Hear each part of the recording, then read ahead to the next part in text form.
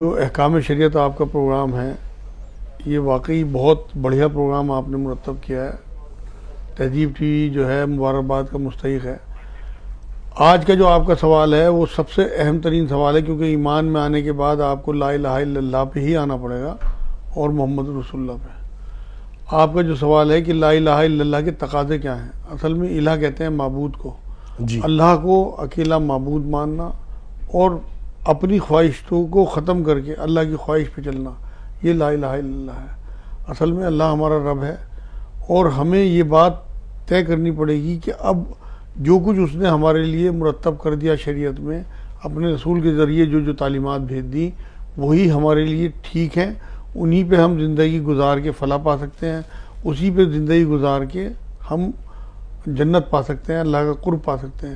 تو لا الہ الا اللہ کا سب سے بڑا جو تقاضا ہے وہ احکام شریعت کا فالو کرنا، کہ ہم شریعت جو بھیجی اللہ نے اپنے نبی کے ذریعے اسے فالو کریں، اس کی منع کردہ چیزوں سے رکیں، اس کی اجازت کردہ چیزوں کی طرف مائل ہوں۔ صرف اللہ ہی عبادت کے لائق ہے، لا الہ الا اللہ، اللہ کے سوا کوئی عبادت کے لائق نہیں۔ ایک اور چیز آتی ہے یہاں پہ، اللہ تعالیٰ نے کہا میں نے انسان اور جنوں کو اپنی عبادت کے لیے پیدا کیا، بندگی کے لیے۔ جی بندگی، تو اس سے کیا مراد ہے؟ ذرا اس کے بارے میں تھوڑی وضاحت کریے۔ یہاں اصل میں اللہ کی مراد یہ ہے کہ انسان اور جنوں کو اللہ نے تمام تر چیزیں، جتنی بھی کائنات میں چیزیں، سب انسان کے لیے بنائی، اور باقی چیزوں کو اللہ نے انسان کو اور جن کو اپنی عبادت کے لیے بنایا۔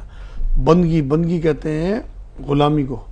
جی، غلام کے معاملے میں میں ایک قول بتاتا ہوں آپ کو، حضرت بلال بن برہ رضی اللہ تعالیٰ عنہ، جی، ان کا قول یہ ہے، جب کسی نے ان سے پوچھا کہ بلال، ایک غلام کی کیا پہچان ہے، کیا صفت ہونی چاہیے، تو ان کا جواب بڑا حسین تھا کہ اصل غلام وہ ہے جس کی نظر اپنے مالک کے اشارے پہ رہے اور کان اس کی آواز پہ رہے۔ تو ہمیں ہر ٹائم اللہ کی بندگی میں رہنا ہے۔ اللہ 24 گھنٹے معبود ہے، تو ہمیں بھی 24 گھنٹے بندہ بننا ہے۔ بندگی کوئی 4-6 گھنٹے کی نہیں ہے نوکری کی طرح، بلکہ غلامی ہے 24 گھنٹے کی۔ آپ 5-10 منٹ کی نماز پڑھ کے ابھی آپ نے کہا نا کہ اللہ تعالیٰ نے، جیسے میں نے بھی کہا کہ جن کو اور انسان کو اپنی عبادت کے لیے پیدا کیا، ابھی آپ نے کہا بندے کی غلامی کے لیے، کہ ہمیں 24 گھنٹے عبادت کرنی۔ انسان 24 گھنٹے تو عبادت نہیں کرتا، روزہ نماز کتنی دیر، نماز 5 ٹائم کی پڑھ بھی رہا ہے، ساری نمازیں پڑھ لگا 2-2.5 گھنٹے لگ جائیں گے 5 ٹائم کی نماز میں۔ نہیں، تو عبادات کا مفہوم ہی غلط سمجھا ہوا ہے نا۔ نہیں، میں کہہ رہا ہوں عبادات صرف نماز روزہ کا نام تھوڑی ہے۔ عبادات تو یہ بھی ہیں، تو میں وہی جاننا چاہ رہا ہوں 24 گھنٹے عبادات کے اندر، جیسے ابھی آپ نے ذکر کیا غلام کا، غلام کا مطلب تو یہ ہوا 24 گھنٹے کی غلامی ہو گئی۔ 24 گھنٹے کی عبادت ہے۔ امپلائی اور غلام میں فرق ہے، سمجھے؟ جیسے ابھی آپ کہہ رہے تھے، تو غلام تو کسی چیز کو منع ہی نہیں کر سکتا، تو وہ 24 گھنٹے کی عبادت کیسے کرے، ذرا اس کے بارے میں تھوڑا۔ وہ جو ہے معاملہ، اس کے لیے آپ کو یہ دیکھنا پڑے گا کہ اس نے کیا کیا حکم دیے، آپ کو دکان پہ کیسے رہنا ہے، آپ کو آفس میں کیسے رہنا ہے، آپ کو جس چینل پہ آپ کام کر رہے ہیں اس کے لیے کتنا ایماندار رہنا ہے۔ ہر چیز کا ایک معاملہ اللہ نے آپ کے لیے طے کر دیا۔ اگر آپ اسے فالو کرتے ہوئے، اس کے قانون کو، اس کی شریعت کو، اس کے رسول کے طریقے کو فالو کرتے ہوئے زندگی گزارتے ہیں، آپ یقین کریں آپ 24 گھنٹے عبادت میں ہیں۔ ہم عام طور سے اس وقت بچوں کو کلمہ سکھا دیتے ہیں، کلمہ طیبہ، کہ لا الہ الا اللہ محمد رسول اللہ، بچہ بڑی تتلی آواز میں پڑھ بھی لیتا ہے، اور ہمارا کام ختم کہ بچے نے کلمہ سیکھ لیا بس۔ اس کلمے کو راسخ کیسے کیا جائے اس کے دل میں، کیونکہ جب تک یہ ہمارے دل میں راسخ نہیں ہوگا تو آنے والے معاشرے کا جو وہ حصہ بنے گا تو ایک صحت مند معاشرہ نہیں وجود میں آئے گا۔ اصل میں تو بڑا اہم ترین سوال آپ نے کیا ہے، یہ بڑا ضروری ہے لوگوں کو بتانا کہ جو لا الہ الا اللہ ہے نا، اسے آپ خود عمل کر کے دکھاؤ بچوں کو۔ بچے ہوتے ہیں آبزرور۔ اگر آپ کے عمل میں بچے لا الہ الا اللہ دیکھیں گے کہ ہمارے باپ کا جو رب ہے، ہماری ماں کا جو رب ہے، وہ ایک الہ اللہ ہے، انہوں نے رب اپنی خواہشات کو، اپنے کاروبار کو، اپنے گھر کو، اپنے کپڑوں کو نہیں بنا رکھا، تو پھر ان کے دلوں میں بھی اللہ اسی طرح راسخ ہو جیسے اپنے ماں باپ کو کرتے ہوئے دیکھیں گے۔ تو سب سے ضروری عمل ہے لا الہ الا اللہ۔ کہ کلمے کو راسخ کرنے کا طریقہ اپنا، وہ کیا کیا ہمارے عمل ہونے چاہیے جس سے کہ بچے کو یہ کہ دماغ میں کلمہ راسخ ہو جائے؟ سب سے پہلے تو آپ اپنے اندر اللہ کو اتاریں کہ آپ اللہ کو ایک الہ مانتے ہیں، اور وہ آپ کی ایکٹیویٹیز سے ظاہر ہونا چاہیے۔ نیت تو آپ کے اندر ہے، باقی تو آپ کی حرکتیں دکھ رہی ہیں۔ مان لو آپ کے دروازے پہ کوئی آیا اور آپ نے اپنے بچے سے کہہ دیا کہہ دو ڈیڈی نہیں ہے، تو وہ آپ اسے جھوٹ سکھا رہے ہیں جو شریعت کے خلاف ہے۔ تو وہ آپ لا الہ الا اللہ کے خلاف اسے دے رہے ہیں معاملہ. وہ اس ٹائم معصوم نہیں بولے گا، لیکن بڑے ہونے کے بعد اس کے اوپر یہ بات ہر حال میں آیا ہو جائے گی کہ میرے باپ نے مجھے یہ سکھایا. ایسے ہی اور معاملہ ہے، مان لو کسی کے پیسے آپ کے پاس ہیں اور آپ اسے ٹائم پہ پیسے نہیں دے رہے، بچہ آپ کا دیکھ رہا ہے کہ آپ بحث کر رہے ہیں، تو وہ اس کا چھوٹا معصوم دل ہوتا ہے، اسے لگے گا کہ اسی طرح کرنا چاہیے، لوگوں کو چکر کٹانے چاہیے، ان کے پیسے نہیں دینے چاہیے، وعدہ خلافی جو ہے وہ ٹھیک ہے. تو یہ آپ لا الہ الا اللہ کے خلاف کر رہے ہیں. لیکن جب آپ لا الہ الا اللہ کو فالو کرو گے اپنی زندگی میں، اور بچہ یہ دیکھے گا کہ میرا باپ ایک نیک آدمی ہے، لوگوں سے جو وعدہ کرتا ہے بات کرتے ہوئے ہر چیز میں انشاءاللہ، ماشاءاللہ، الحمدللہ، ان سب چیزوں کا یہ بھی چیزیں رکھیں، لیکن یہ پہلے اپنے عمل میں اتاریں، زبانی نہ ہو. اصل میں قرآن یہ کہتا ہے کہ تم وہ کہتے کیوں جو کرتے نہیں. تو ماشاءاللہ، الحمدللہ، یہ آپ کی زندگی میں اترنا چاہیے، زبان پہ نہیں صرف. کیونکہ ایسا نہ ہونا کہ آپ صرف زبانی جمع خرچ کر رہے ہوں، اس کا بھی بڑا غلط اثر پڑتا ہے. یہ منافقت ہے کہ آپ کے عمل میں تو کوئی چیز نہ ہو اور آپ ظاہر وہ چیز کر رہے ہیں. اور منافقوں کے بارے میں اللہ نے قرآن میں یہ کہا ہے کہ یہ کافروں سے بھی نچلے درجے میں ہوں گے دوزخ میں.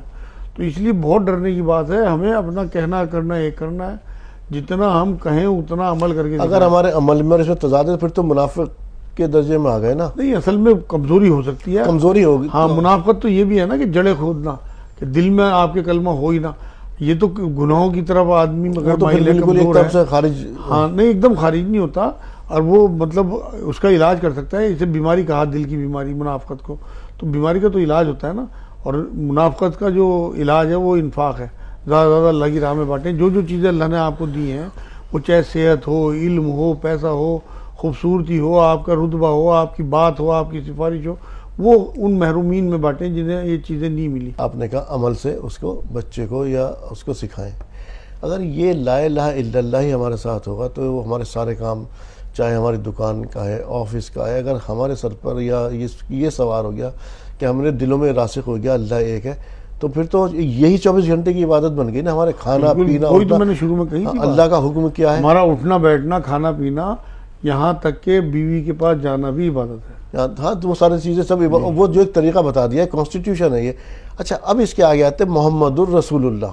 اب اس کے کیا تقاضے ہیں، ذرا اس کے بارے میں تھوڑا بتا. اصل میں سورہ حشر کی 7 نمبر آیت میں اللہ رب العزت نے یہ بات کہی ہے کہ نبی جو تمہیں دیں وہ لے لو، جس سے روکے اس سے رک جاؤ. یہ محمد الرسول اللہ ہے، جو نبی اکرم صلی اللہ علیہ وسلم کی حد درجے کی محبت، حد درجے کی اطاعت، حد درجے کی پیروی کہتے ہیں پیر میں پیر رکھنے کو. تو اگر آپ حد درجے کی پیروی رسول اکرم صلی اللہ علیہ وسلم ہی کریں گے. حضور نے ایک بار یہ بات فرمائی کہ تم مومن ہو ہی نہیں سکتے جب تک تمہیں اپنے ماں باپ، بہن بھائی، مال متا، ہر چیز سے زیادہ جو ہے، میں اپنی جان سے بھی زیادہ میری محبت. محمد رسول اللہ. ہاں، محمد رسول اللہ کے لیے میں ایک آیت بہت خوبصورت پیش کر دوں. سورہ احزاب کی 21 نمبر آیت ہے کہ اس میں اللہ نے یہ بات کہی ہے کہ حضور اکرم صلی اللہ علیہ وسلم میں تمہارے لیے بہترین نمونہ ہے. اس پر بے شک اسوہ ہے ہمارے لیے. ہاں، تو ان کی پوری زندگی ہمارے لیے اسوہ ہے. ہم معاشرے میں دیکھتا ہوں میں کہ صرف حلیہ لے لیا جاتا ہے حضور کا. اصل چیز رویہ ہے حضور کا. حلیے کی اہمیت بہت ہے، لیکن وہ بعد میں. پہلے آپ حضور صلی اللہ علیہ وسلم کا رویہ، آپ رویہ فالو کریں. حضور کس طرح اپنی بیویوں کے ساتھ تھے، کیسے اپنے پڑوسیوں کے ساتھ تھے، کیسے اپنے صحابہ کے ساتھ تھے. دیکھیے قرآن میں اللہ نے ایک جگہ یہ تک کہا ہے حضور صلی اللہ علیہ وسلم کو کہ آپ جو ہے نرم دل ہیں. اگر آپ سخت دل ہوتے، سورہ آل عمران کی 159 نمبر آیا تھا غالباً، اگر آپ نرم دل نہ ہوتے، سخت دل ہوتے، تو لوگ آپ کے پاس سے چھٹ جاتے. تو صحابہ اکرام حضور صلی اللہ علیہ وسلم کے پاس اس طرح سے جمگھٹا لگائے رکھتے تھے، ہر صحابی کو یہ لگتا تھا کہ حضور سب سے زیادہ میرے قریب ہے. یہ جو شفقت اور محبت صحابہ مشہور ہے کہ جو صحابہ تھے وہ نہ اپنے کھانے کی فکر ہے، نہ کسی چیز کی، وہیں پڑے رہتے وہ تھے. جو شفقت تھی وہ آپ کے اندر آنی چاہیے رسول اکرم صلی اللہ علیہ وسلم کی، تب محمد رسول اللہ پورا ہوگا. آپ کا جو محمد رسول اللہ ہے وہ آپ کی ایکٹیویٹیز سے نظر آنا چاہیے لوگوں کو. ایک غلام جو حضرت زید بن حارثہ تھے، غلام تھے جی، لیکن اپنے گھر والوں کے ساتھ نہیں گئے، ان کے گھر والے لینے بھی آ گئے تو یہی کہا کہ ماں باپ کو چھوڑ دیا. حضور نے چھوٹ دے دی تھی جانا چاہتے. جی جی بالکل. تو اصل میں تو بات یہ ہے کہ ہمارے لیے بہترین نمونہ ہے حضور میں. تو محمد رسول اللہ تب پورا ہوگا جب ہم حضور کا حلیہ، حضور کا رویہ، حضور کی ایکٹیویٹیز، حضور کا مشن. کیا مشن تھا؟ حضور آخری خطبے میں کہہ کے گئے کہ جو یہاں موجود ہیں وہ ان تک پہنچا دیں جو یہاں موجود نہیں ہے. تو وہ جو پیغام حضور صلی اللہ علیہ وسلم لے کے آئے تھے، قرآن کا پیغام، اسے اپنی زندگی میں اتاریں، لوگوں تک پہنچائیں جو محروم ہیں، ان تک قرآن نہیں پہنچا. تب آپ محمد رسول اللہ کو پورا کرنے والے بنیں گے، اور وہ پورا کرتے ہوئے آپ کو دیکھیں گے بچے، تو پھر ان کے اندر بھی محمد رسول اللہ. اصل میں رسول مان لینا یہ ہے کہ جو وہ دیں وہ لے لو، جس سے روکے اس سے رک جاؤ. اور قرآن تو یہ بھی بات کہتا ہے کہ نبی اپنی طرف سے کوئی بات نہیں کہتے. سورہ نجم کی آپ آیت پڑھیں 2 اور 3، خود سے کچھ نہیں کہتے بلکہ جو اللہ ان سے کہلوانا چاہتا ہے وہ کہتے ہیں، وہی کہتے ہیں. تو نبی اپنی طرف سے جب کچھ کہتے ہی نہیں تو آپ نبی کی اطاعت اگر کر رہے ہیں، آپ عملاً نبی کی اطاعت کر رہے ہیں، اصلاً آپ اللہ کی اطاعت کر رہے ہیں. تو کیونکہ نبی کو جو بھی حکم دیتے ہیں اللہ دیتے ہیں، تو ہمیں یہ جتنی بھی حضور صلی اللہ علیہ وسلم کی ہم سنتوں پر عمل کرتے ہیں، ہمیں یہی سمجھنا چاہیے کہ اصلاً اللہ کی اطاعت ہے. یہ ہم اطاعت اللہ کے حکم سے کر رہے ہیں نبی اکرم صلی اللہ علیہ وسلم کی، تو تب ہمارا پورا کلمہ ہوتا ہے. ہمارے ہاں تو صرف زبانی اس کی تسبیح پڑھی جاتی ہے نا، اسے زندگی میں اتارنا ہے، عمل میں اتارنا ہے. دراصل اسے بھی ہم نے اپنے حصول ثواب کا ہی ذریعہ بنا لیا. اور دوسری بات ایک اور کہنا چاہ رہا ہوں، دیکھیے محاسبہ تو سب کا ہوگا، لیکن اگر کسی تک دعوت ہی نہ پہنچی ہو اس کلمے کی، اصل میں وہ تو اللہ اپنے آپ کو انصاف والے کہتے ہیں. تو اگر دعوت نہیں پہنچی ہوگی تو وہ شاید بچ جائیں، لیکن اللہ نے اور انتظام کر رکھے ہوں گے انہیں چوکانے کے، لیکن وہ لوگ پھنس جائیں گے جنہیں دعوت پہنچانے کا حکم تھا. ان کے پاس ایک جواز تو ہے کہنے کے لیے، لیکن اتنا تو اللہ تعالیٰ نے ہر ایک کو عقل سلیم عطا کی ہے نا کہ اللہ بھلے سے کچھ روزہ نماز نہ کیا ہو لیکن شرک نہ کرے. اللہ واحد ذات تو اللہ کو مانے. اصل میں شرک کے بارے میں پہلے بتانے والے بھی تو ہوں جنہیں پتہ ہے کہ شرک بڑا ظلم ہے. قرآن میں اللہ نے کہا شرک ظلم عظیم ہے. دیکھیے میں حضرت ابراہیم علیہ السلام کی وہ لیتا ہوں مثال. حضرت ابراہیم علیہ السلام کو ابھی وحی بھی نہیں آئی، نہ ابھی نبوت کا ظہور بھی نہیں ہوا ہے. انہوں نے دیکھا شروع میں ہی بیٹھ کر کہ میرا باپ یا چچا جو بھی وہ بت بنا رہا ہے اس کو، کہ اس نے انکار کیا یہ بت ہم ہی بنا رہے ہیں اور ہم ہی سے پوچھ رہا ہے. پھر انہوں نے کہا یہ میرا خدا نہیں ہو سکتا. پھر انہوں نے اپنی والدہ سے سوال کیا کہ میرا خدا کون ہے؟ تو انہوں نے کہا کہ تمہارا خدا بادشاہ کے بارے میں، نمرود کے بارے میں کہا کہ آپ کا خدا کون ہے؟ کہ شوہر. تو وہ بھی ان کی سمجھ نہیں آیا. تو پھر دوسری دفعہ انہوں نے کہا اچھا ہو سکتا ہے شاید یہ سورج میں رہا، لیکن سورج بھی غروب ہو گیا. تو ایک جو جہاد وہ تھا نا، جو اس کے بارے میں تلاش تھی، جستجو جو تھی، میں تو اس وقت بلکہ میرا تو ایک یہ آتا بات کہ ذہن میں کہ شاید انسان جو ہے نا ایک طرح سے بیدار، ایک طرح سے سمجھداری اس وقت ہوا پہلی بار کہ اس نے خود، وہی تو بعد میں آئی ان پر نازل ہوئی. تو اس طرح سے اتنا تو محاسبہ تو ہر ایک کا ہوگا کہ لا الہ الا، کیونکہ انسان بچہ جب پیدا ہوتا ہے فطرت اسلام پہ پیدا ہوتا ہے. یہ تو حدیث ہے، یہ تو ہمارا ماننا ہے.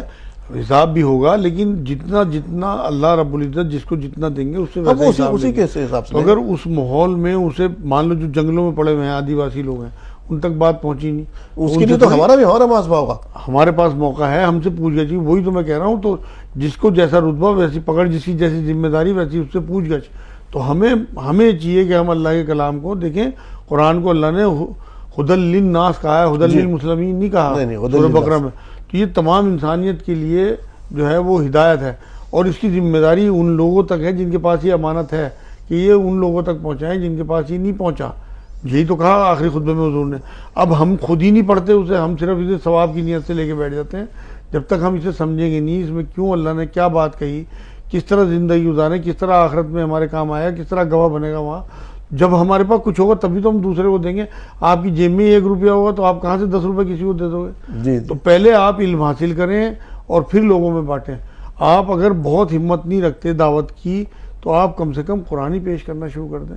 آپ یقین کریں سینکڑوں کی تعداد میں قرآن بانٹتا ہوں، ہزاروں کی تعداد میں قرآن میرے پاس آتے ہیں الحمدللہ. لوگ بڑی محبت سے، جو میرے ہندو بھائی ہوں، مسلمان بھائی ہوں، مسلمانوں کو اردو میں، ہندو بھائیوں کو انگلش میں اور ہندی میں، اور سب چوم کے لیتے ہیں. آپ دینے والے تو بنے.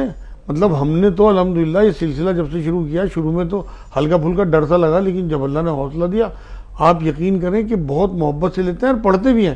بلکہ میں پوچھتا ہوں کہ کتنا 5-4 پیج روز پڑھتے ہیں ہندو بھائی بھی میرے، اور سیٹسفائی ہیں اندر سے. جبکہ ہمارا حال کیا ہے، میں پھر اسے اگر لا الہ الا اللہ کی طرف ہوں کہ جو کلام پاک میں آیا تھا کہ تم لوگوں نے دوسروں کو معبود بنا لیا یا الہ بنا لیا. ہمارا کیا حال ہے کہ اگر اذان ہو رہی ہے، ہمیں ایک چھوٹی سی مثال دے رہا ہوں میں یہ کہ نماز کا وقت ہو گیا تو ہم کہاں بیٹھے کہ ابھی اور گراہک ہمارے سامنے، تو ہم کیا کریں گے؟ نہیں، ہم تو رکتے ہی نہیں. اصل میں تو بات یہ ہے کہ میں مسلمانوں کی بات نہیں کرتا. ہمارے گھروں میں پھر یہ کیسے راسخ ہوگا؟ وہ تبھی راسخ ہوگا جب ہم اپنی زندگی میں اتاریں گے. خاص طور سے قوام جو حاکم ہے اسے چاہیے. دیکھیں قرآن میں اللہ رب العزت ذمہ داری تو مرد کی ہو گئی نا. ہاں دونوں کی ہوتی ہے، ماں باپ دونوں کی، لیکن زیادہ مرد کی، کیونکہ اسے اللہ نے زیادہ رتبہ دیا. سورہ فرقان کی 43 نمبر آیت میں اللہ رب العزت نے یہ بات کہی کہ جن لوگوں نے اپنی خواہش نفس کو اپنا معبود بنا لیا، ان لوگوں کے لیے آخرت میں سخت عذاب ہے، اس کا مفہوم ہے۔ اب آپ یہ دیکھیں کہ اگر ہم خواہش نفس کو، مان لو اذان ہو رہی ہے صبح کو اور آپ کروٹ لے کے سو گئے فجر میں، تو آپ نے اپنی نیند کو اپنا معبود بنایا۔ آذان ہو رہی ہے اور آپ نماز چھوڑ کے اپنے گھر سے نمٹ رہے تو آپ نے گاہک کو اپنا معبود بنایا۔ تو یہ تو شرک کے زمرے میں آ گیا، بھلے سے یہ خفی شرک میں آئے۔ شرک خفی ہے۔ ایک بات اور بتا دوں میں آپ کو، جی جس کی خوشنودی آپ نے حاصل کرنی ہے وہی آپ کا الہ ہے۔ صحیح آپ اگر لوگوں کی خوشنودی حاصل کر رہے ہیں نا، اپنی بیوی کی، اپنے بچوں کی، اپنے رشتہ داروں کی، اپنے دوستوں کی، وہی آپ کا الہ ہے۔ خوشنودی ہمیں اللہ کی حاصل کرنی ہے، وہ ہمارا الہ ہے۔ اس کے تابع رہتے ہوئے ہم نے رسول اکرم صلی اللہ علیہ وسلم کے طریقے پہ چلتے ہوئے باقی سب کی خوشنودی کا خیال رکھنا ہے۔ لوگ ناراض ہوتے رہیں لیکن ہمیں اپنے اللہ کو ناراض نہیں کرنا، کیونکہ وہ ہمارا الہ ہے۔ لا الہ الا اللہ جب پورا ہوگا جب آپ اللہ کی پرواہ کریں گے، لوگوں کی پرواہ نہ کریں، لوگوں کا خیال کریں، محبت کریں، ان کے لیے خیر خواہی چاہیں، ان کے لیے جتنا بھی آپ سے ہو سکے رحمت بنے، لیکن آپ کسی بھی قیمت پہ آپ ان کے لیے اپنے اللہ کو نہیں چھوڑ سکتے، چاہے وہ نیند ہو، چاہے وہ کاروبار ہو، چاہے وہ بیوی بچے ہوں۔ اچھا ایک دوسری اور چیز ہے، اگر ہمیں کسی چیز کی خواہش ہوتی ہے یا کسی چیز کی ہمیں ضرورت ہے تو ہمارا طریقہ کار تو ہم تو اللہ کو جب ہی مانیں گے نا، لا الہ الا اللہ کہ نہیں ہے کوئی معبود اللہ کے سوا۔ جب ہم کسی چیز کی ضرورت ہوئی تو اللہ سے ہی مانگیں گے۔ ہمارا طرز عمل کیا ہوتا، کسی دوسرے سے کہہ دیا، اس سے کہا، اس کی خوشامد کر رہے ہیں۔ تو حالانکہ کہہ دینا کسی سے یہ کہ کوئی غلط چیز نہیں ہے، انسانیت ایسی ہے، ایک دوسرے کام بھی آتے ہیں، لیکن ہمارا مانگنا تو اللہ سے ہے۔ آپ صلی اللہ علیہ وسلم نے یہ کہا کہ اگر تمہیں تسمیہ کی بھی ضرورت ہو تو اللہ سے مانگو۔ ذرا اس کے بارے میں کچھ بیان کیجیے۔ اصل میں ہم زبانی کہتے ہیں ایاک نعبد و ایاک نستعین، جی ہمیں اسے عمل میں لا کے دکھانا پڑے گا تب کام ہوگا۔ اللہ کو ہمارے دلوں کا حال پتہ ہے۔ ہم کیا کرتے ہیں کہ سب سے لاسٹ میں اللہ کی طرف رجوع ہوتے ہیں، جب ہماری کشتی جو ہے وہ بھور میں پھنس جاتی ہے نا، جی تب ہم اللہ کی طرف رجوع کرتے ہیں۔ حضرت جو ان کے ابو جہل کے بیٹے تھے نا، حضرت اکرمہ ابی جہل، جب وہ بھاگے ہیں ناؤ میں اور جب کشتی ان کی پھنس گئی بیچ میں، تو وہاں بھور میں لوگوں نے لا الہ الا اللہ کہنا شروع کرا، اللہ کو یاد کرنا شروع، انہوں نے بھی۔ تو انہوں نے بھائی جب مجھے یہاں اللہ کو یاد کرنا پڑ رہا ہے تو میں بھی وہاں سب کے بیچ میں نہیں کروں گا، لوٹ کے آئے اور کلمہ پڑھ لیا، اور اللہ نے اسی اللہ کے ذریعے کشتی بچا دی۔ ہاں بالکل، کشتی ڈوب رہی تھی، پورے ہچکول آ رہے تو یہ جو فیصلہ ہے یہ ہمیں اصل میں، اگر ہم اپنے مصیبتوں کے دنوں میں اگر اللہ کو یاد رکھیں تو آپ یقین کریں مصیبتوں کے دن ہی نہ آئیں۔ قرآن میں اللہ رب العزت نے یہ بات کہی ہے سورہ بقرہ میں کہ میں تمہیں 5 چیزوں سے آزماؤں گا، خوف سے، بھوک سے، جان مال کے نقصان سے اور تمہاری فصلوں کے نقصان سے۔ اگر ہم ہر نقصان پہ یہ سوچیں کہ اللہ کی آزمانے کا طریقہ ہے، قرآن میں اللہ نے 2-3 جگہ یہ بات کہی کہ کیا تم نے یہ سمجھ رکھا ہے کہ تمہیں ایسی جنت مل جائے گی، ابھی تو میں آزماؤں گا تمہیں۔ تو آزمانا اللہ کی سنت ہے، لازماً آزمائیں گے۔ ہاں آزمانے کی جب بات آتی تھی تو صحابہ خوش ہوتے تھے کہ اللہ کا وعدہ سچا ہے کہ اس نے آزمائی ڈالی ہمارے اوپر، وہ پریشان نہیں ہوتا، ہم تو ہائے توبہ مچانے لگتے ہیں۔ یہ تو جب امت مسلمہ میں جو خلفاء کا دور آ گیا ہے، خلفاء راشدین کا، اور جو پیسے کی سب چیز کی افراط ہو گئی، تو ایک صحابی کا مجھے نام تو نہیں، انہوں نے کہا کہ مجھ سے تو اچھا مسیب بن زبیر وہ تھے، اور جو صحابہ تھے جو شہید ہو گئے، کیونکہ اس وقت بڑی تنگی کے حالات دیکھیں کہ جب وہ ان کو دفنایا گیا ہے تو چادر جو تھی کبھی کھولتے تو پیر کھل جاتے تھے، کبھی سر کھل جاتا تھا۔ بولے کہیں مجھے تو ایسا لگا کہ اللہ تعالیٰ ہماری جو ہم نے نیکیاں کی اس کا بدل نہ دے رہا ہو، ان کے دل میں اتنا خوف ہوتا تھا۔ ہاں اصل میں وہ لوگ بڑی محبت کرتے تھے۔ قرآن میں اللہ رب العزت نے سورہ بقرہ 165 نمبر آیت میں کہا کہ ایمان والے اللہ سے شدید تر محبت رکھتے ہیں، مطلب ان کا تو چاہے آزمائش ہو اور چاہے انہیں خوشیاں ملے، نہ وہ آزمائش پہ پریشان ہوتے ہیں نہ وہ خوشیوں پہ اتراتے ہیں۔ ایسے ہی لوگ اللہ کو پسند ہیں۔ اصل میں لا الہ الا اللہ کا سب سے پہلے علم سیکھنا ضروری ہے۔ قرآن میں سورہ محمد ہے 47 نمبر سورت صلی اللہ علیہ وسلم، اس کی آیت میں 19 نمبر آیت میں اللہ نے یہ کہا ہے کہ سب سے پہلے علم سیکھو لا الہ الا اللہ کا۔ تو یہ حکم ہے کہ ہمیں اپنی اولادوں کو بھی اور اپنے آپ بھی سب سے پہلے لا الہ الا اللہ کا وہ سیکھنا ہے کہ یہ اصل میں علم ہے کیا، اسے کیسے اپنی زندگی میں اتاریں، کس طرح اسے فالو کریں۔ اس کے بعد محمد رسول اللہ پورا کلمہ کرنے کے لیے پھر حضور اکرم صلی اللہ علیہ وسلم کی پیروی، حد درجے کی محبت، حد درجے کی ان کی اتباع، تب ہمارا معاملہ جو ہے حضور کے ساتھ پورا ہوگا، تبھی اللہ کے ساتھ پورا ہوگا۔ جہاں صاحب آپ اسٹوڈیو میں آئے، میری اور تمام تر ناظرین کی رہنمائی فرمانے کے لیے آپ کا بہت بہت شکریہ۔